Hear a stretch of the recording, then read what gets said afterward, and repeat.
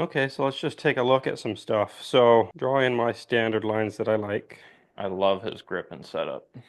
Yeah, let's zoom in on that. So he's got kind of a model grip for me. I really like his grip. He's got that strongish left hand and a really neutral right hand.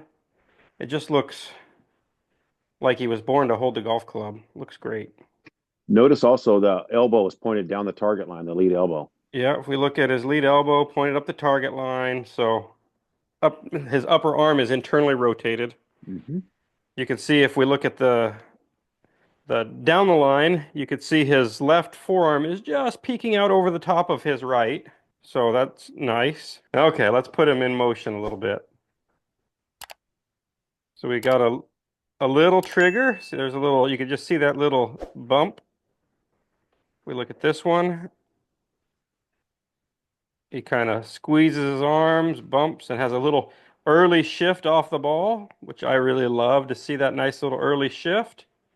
And we wind him up. You know, backswing is pretty much just kind of textbook. Can we talk about, some people might say P1 and P2, so call that P2, the shaft parallel to the ground. Can we talk about how the fact that literally nothing has happened with his hands and wrists? It's literally him just turning it back to there pretty much. Yeah, he shifted a little and then turned his ribs. How many swings go wrong in those first few feet? A lot, So he most. base he basically kept that triangle between his Yeah. shoulders and his arms down to his hands. The triangle stayed neutral the whole way to there.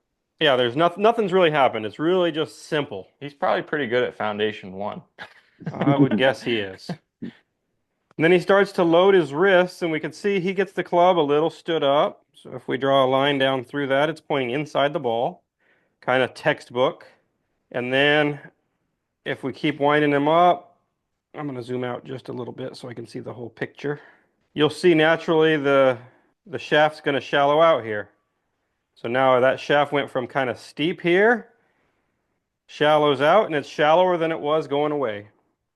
Another thing is the hands are actually more out than they were going back, which is a pattern I really like to see. So you can see his grip of the club is on that yellow line.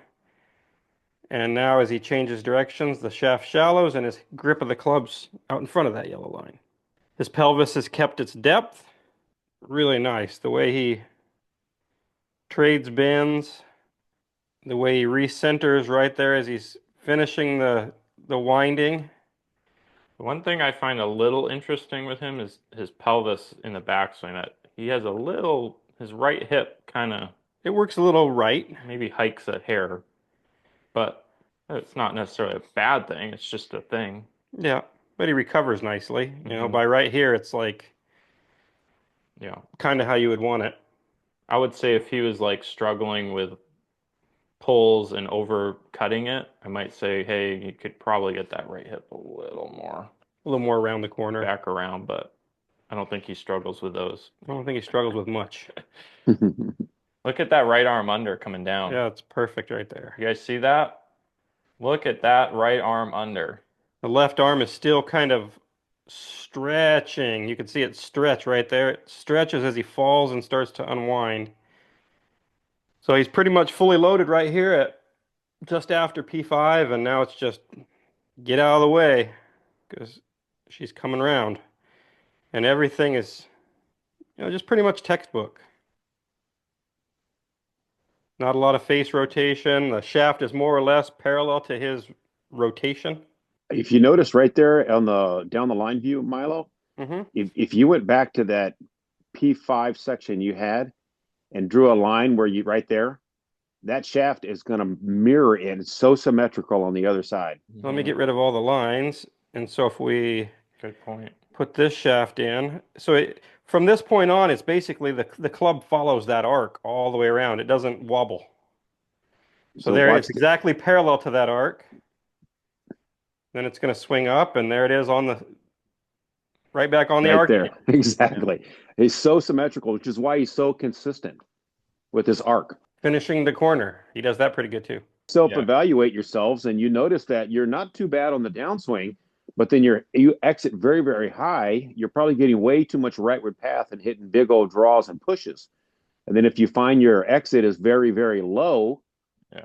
then you're probably hitting wipe cuts and pull hooks. So try to be as symmetrical as you can.